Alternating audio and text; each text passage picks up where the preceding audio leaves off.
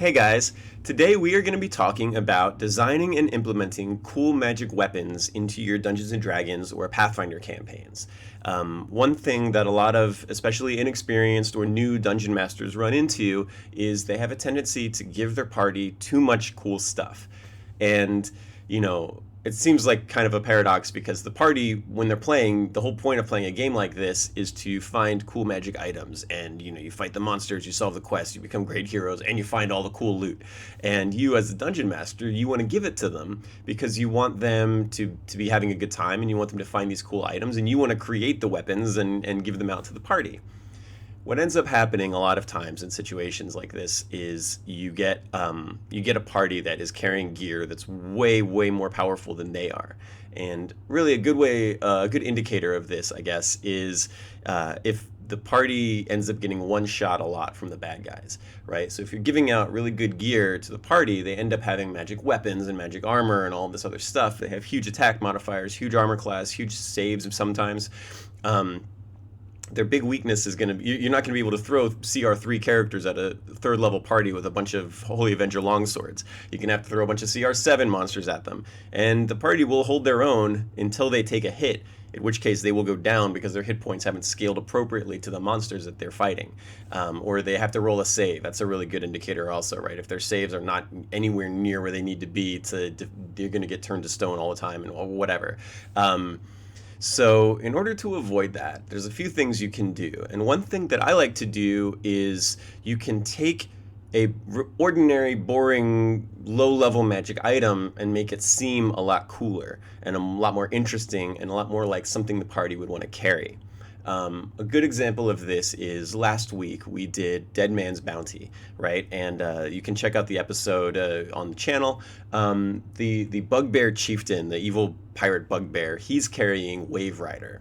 And Wave Rider is a hand and a half sword. It's got this shimmery silver blade, and the hilt is golden colored, and it's the head of an octopus with rubies for eyes. And the tentacles of the octopus come around to form the hilt of the weapon. And when you carry it, you can kind of smell the salt water of the sea when you pick it up. And the weapon is a +1 bastard sword.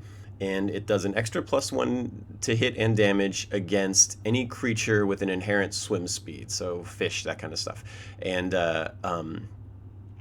that's it, right? It swings well underwater. I don't think you take the penalties for fighting underwater with it, and that's a pretty cool weapon. But at the same time, it's also just basically a +1 bastard sword. Technically, it's +2 because of the extra powers, but like, swim speed monsters are very situational, and you could run your entire campaign without ever encountering one. And that's possibly what will happen if you give out a weapon like that to somebody. Another example is I was running a campaign once, and there was a weapon called the Blasphemous Offering, right? The party had to go in to fight these cultists had moved into a series of caves, and they were cultists of the god of stinging creatures. Like scorpions and spiders and all that stuff. So there's all these cool swarm monsters, all these cool like mutant stuff that were battling down there. And the cultist priest, he had this punching dagger, and the dagger had a blade that came out like this and blades that came out curving around on the sides. And then here there was an obsidian it was the carving of an eye, right? It was circular. It was this carving of this eye, and it was a ceremonial punching dagger that was created to sacrifice things, and it was kind of looked like a stinger a little bit. And so the power of this thing was that when you got a critical hit with it, you would punch in, and the eye would open up, and it would be a real eye inside, and it was just basically like a green version of the Eye of Sauron with the cat's eye and everything. But that eye would open up, and then the things on the side would clamp down, and it would deal an extra point of damage. And if you wanted to try to like maneuver the guy with it, it was locked into him, so you'd get a +2 to any kind of grapple or maneuver checks to move the guy around, right? So that's Blasphemous Offering. It's cool. It's got a cool backstory. It's got a cool name. It's got a cool design. And at the end of the day, it's a +1 punching dagger. You don't have to be giving out +5 Holy Avengers to have cool stuff. You just have to make your +1 stuff cooler, right? That's a neat thing. People are going to be like, oh, I want to use Blasphemous Offering. They're not going to be like, oh, I found another +1 punching dagger to just just dump out with all of our other +1 gear on the table when we go to the next town and try to sell it for more cash so we can buy something we actually want. So let's see. How are we going to put something like that together? Well, the important parts with making a magic weapon like that, I like to name it. I think it makes a big difference if you name the piece of equipment rather than just say, "Oh, it's a plus one longsword." Um, Names just basically anything you would name a heavy metal band, right? Elysian Vindicator, Wraithblade, Sublime Avenger, Captain Jim's Bloody Blade. That's probably not a good metal band, but that's still a cool name for a cutlass. You can name it after a real heavy metal band if you want, right? Like if you give out a plus one like two-handed dwarven warhammer. It's made out of like dwarven steel. It's a plus one, and it gives you a plus two to any kind of armor checks or armoring. If you try to do any blacksmithing with it, you get a plus two to your roll. If you call that thing Hammerfall at your D&D campaign in your garage, I don't think the band Hammerfall is going to come try to sue you over it. Okay, it's cool, and like if your friends like the band, that'll be an interesting thing for them. So name it. It makes a difference, and it gives you a lot of flavor for what you're going to expect with the weapon, right? The Black Destiny is going to be a very different weapon than the Maiden's Gift. Okay. Second thing you want to do is you want to describe the weapon. It needs to, what's it made out of, what's it look like, and have it be a little bit interesting. It doesn't need to be crazy, right? It can just be a green longsword. It's cool, right? I can picture a green longsword. You can picture a green longsword. If something comes up later, we'll know what the green longsword was. They could be, gnarled oak with runes of power on it, or a crystal blade, or it's carved from the bones of a sea monster. Stuff like that. It's made of a steel that you can't find on the elemental plane. All that stuff is pretty cool, and it's memorable, and it helps you picture this thing and separate it from just like the garbage, janky swords and choppers that the orcs and the rusty skeletons and stuff are coming at you with. Differentiate it a little bit, and it's going to make your life easier as the DM, because it's going to help you avoid one of those big problems that we all have, where you're running a campaign and at some point some dude in the middle of a battle, you're trying to keep track of like 8 monsters, and they have different hit points, and you're trying to keep track of all that stuff, and some dude's going to be like, "Oh, hey, do you remember like 2 months ago when I got that sword from that one guy? Do you remember what that does? Like the long sword from the priest guy?" And you're just going to be like, "Oh man, I threw that paper away a long time ago. I'm just going to have to wing it. You're going to go off the top of your head. You're going to make something up, and it's going to be way too powerful." This is easy, right? Giving it a cool description like that will help you have instant recall of that, so you don't have to go back through 27 pages of notes looking for this one thing that this guy forgot to write down. I do it with potions, actually, too. Orange potion, that's a cure light wounds. Light green potion, that's haste. Yellow, that's a truth serum. If you drink that, you have to start telling the truth. It's zone of truth, basically. So I'll do that with different potions so that I can just have one page. It's like, here's a quick reference of what the different potions do. I can just give out, "Oh, you got a blue one, you got this one, you got this one." It's all magic, it's all D&D, it doesn't matter, but it helps you keep track of it, right? You can do it with magic rings, right? What's it made out of? Is it copper? Is it platinum? It's going to be a very different type of ring, probably. Was it shaped like a dragon? Does it have emeralds? All that different stuff kind of helps you keep track of it, but it also gives it flavor. Another thing you can do with these weapons is you give them a cool history and a description, right? Give them a cool backstory, right? These are magic weapons. I know that when you get to be higher level characters, you're going to start running into +1 longswords all the time. But, depending on how high fantasy you're trying to run your campaign, this is a magic piece of equipment, right? They're unbreakable, right? They can attain the broken condition, but they can't be destroyed. You need a wizard, you need some kind of powerful magic to forge this thing. You need a very competent blacksmith to create it, right? These things are created on purpose by powerful people for a purpose, and they are eternal. They last forever. So, who created it? Why? How long has it been around? Is it brand new, or is it 10 centuries old? Both can be interesting depending on how you want to frame this. Was it forged by humans, or was it forged by giants or dwarves or demons or whoever, right? All of this stuff can kind of, was it handed down for generations? It draws power from the spirits of an old family bloodline. Can only be wielded by humans, right? So stuff like that can make it really interesting if you give it a good history and some fun qualities, right? Have it do something, and it doesn't have to be this thing casts a 6d6 fireball 3 times a day, right? Have it do something interesting that normal weapons won't do. it radiates a little bit of heat, not like a fire, but it feels warm to the touch. Or I have one written here. It's the Malevolent Tempest. It's a great sword, and it has a blood red blade, and it's serrated, and the hilt is black, and it's got dragon's teeth embedded in it. And it was forged by demons to like fight other demons on the elemental plane of evil. It creates a little bit of heat. You can feel the heat of it when you unsheath it. And if anybody casts Detect Evil while it's unsheathed, it will pop on this blade as evil. And that's cool. It's a it's a +1 greatsword, but you've got this really cool backstory around it. And maybe you can add in some kind of bonus power. It'll do. It's like +1. It'll put out fires or something. I don't know. If you put it into water, it'll steam like it was just being forged. Something cool, right? And there's a lot of neat things you can do with this, and it'll add a lot of flavor and a lot of character to these weapons and make them something a little bit more exciting and interesting.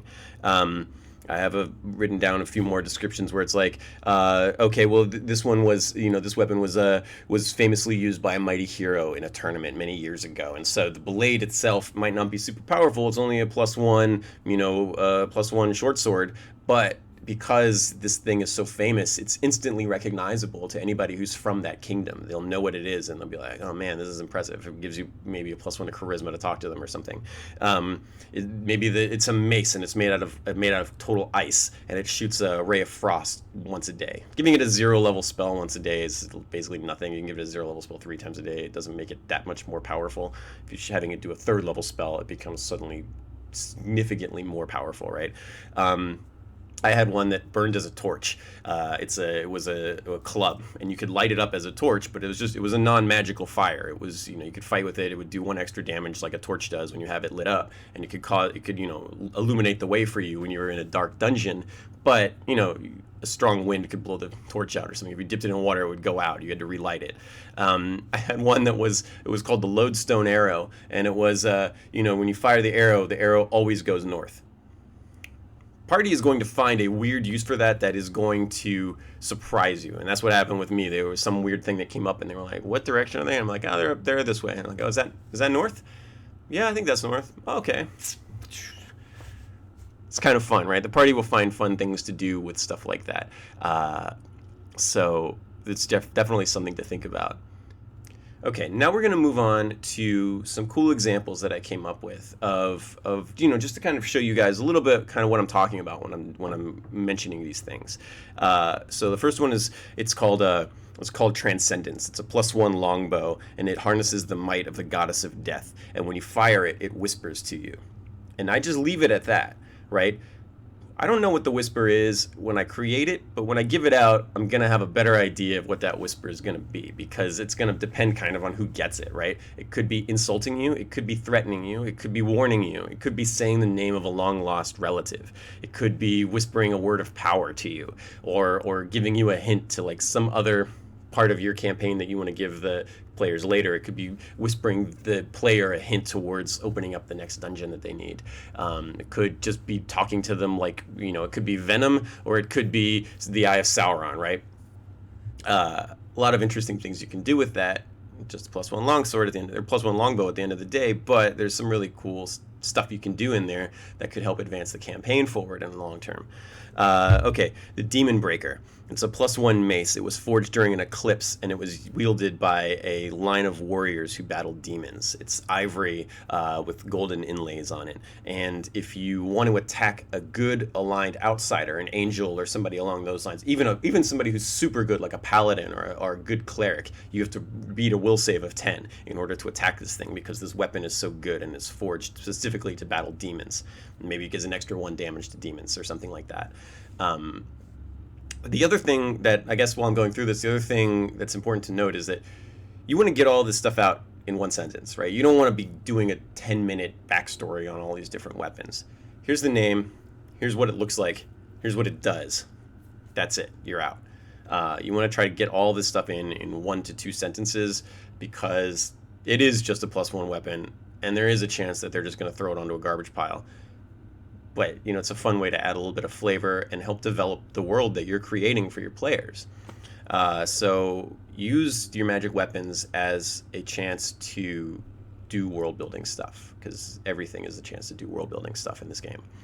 Okay, another one I came up with was the Sultan of Arcadia. It's a +1 scimitar, and it's very ornate, right? The handle is platinum, the blade is gold plated, with a very, very thin steel edge. It was created for the Sultan, and the wielder, when you're wielding it, you understand the language of that kingdom, as long as you're carrying it in your hand. There's another one, the Eternal Predator. It's a hand crossbow, and it's got an optic on top of it. It doesn't do anything, right? The optic doesn't add any kind of damage or anything along those lines, but that the +1 is the optic, right? So you've got this optic on the thing, and then the back end of it has a little ball on it, and when you pull that out, it's a garrote that you can put over somebody's neck and choke them out. And then I also have it like maybe on the side, you could pop it open, and there's like a little needle there, and you could stab yourself with it, and it's like a cyanide capsule. You probably will never use that one, but like if the party's trying to figure out what the weapon does and they click it, that could be kind of a fun situation. Okay, the Heavenly Fury is a +1 katana. It's forged from steel taken from a melted down statue of the Emperor, and it carries the wrath of that Emperor and the gods that backed him in the war. It's cursed with the wrath of the gods, and you can't use it to deal non-lethal damage. It can only deal lethal damage. Right, these little things that it does, they don't have to be good, right? It can give the demon sword gave you nightmares, right? They don't have to be good things that they do. It just has to do something that a regular weapon won't do, because it just gives it flavor. You're gonna want to use it more if it's cool, even if the thing that makes it cool is like, you're not gonna do it if it's -2 to all attacks, but you're gonna do it if you're like, oh, cool, my guy has like a dark secret now. Okay, two more. The Sky Lance is a +1 lance. It's lacquered pale blue. It was once carried by this great paladin, Sir Godfrey, and while you're carrying it, you are immune to disease, right? It won't cure a disease, but if you're holding it, any kind of fortitude check you need to make against catching a disease, you will automatically pass, only while you're wielding the weapon. That's kind of fun. There will be uses for that, and that doesn't. It's a power that's not strong enough to make the weapon a +2 weapon, but it's something you're going to use. You're going to hang on to that as a backup. And some point you're gonna fight like the plague demon, and you're gonna be like, oh cool, I got just the thing for it. Okay, the last one's the Heartbreaker. It's a +1 rapier. It was forged by priestesses of the goddess of love, of the Aphrodite of whatever your world is. And while you're wearing it, it gives you a +2 to your charisma and dealing with members of the opposite sex, right? It makes them more. It's like, oh, that's a pretty nice sword you got there, right? That kind of thing. They're irresistibly drawn to it. Only while you're wearing it, only while it's visible, and so it could be kind of a fun thing where like 4 levels later, the guy's backup weapon is still a +1 rapier, and his main weapon is like a +3 or something, right? So it's kind of an interesting thing you can do. That weapon is not super useful in combat as much as it is for diplomacy and outside of combat kind of stuff, right? I had one that was like, it was a quarterstaff, but it could shrink down. I basically based it on I just based it on the Predator thing, but it was a stick that was like this big, and you could just hold it in your hand. It was just a +1 quarterstaff, but the thing it could do is extend out into a full-length staff with one button, and then with the second button, it would so it was like this, and then it would extend into a full staff, and then when you click the button again, a blade would flip out like that, and it would turn it into a spear. So it was it was just the stick, and then it could be either a +1 quarterstaff or a +1 spear, and you could change it around as a free action. That was kind of cool. One of the guys used it to jump, and he put his hand up somewhere, and he clicked the thing, and it opened it, and then he was able to just hang from the quarterstaff, and it was pretty cool, right? So like, those are things that you remember when you're doing D&D stuff, and they're cool. And anyway, hopefully this has been useful. Go ahead and make some cool magic items, and if you wanna write them down in the description below here, as long as you're not making fun of me in the descriptions, I think it's pretty cool. It's fine if you do anyway. I don't care. I don't read them anyway.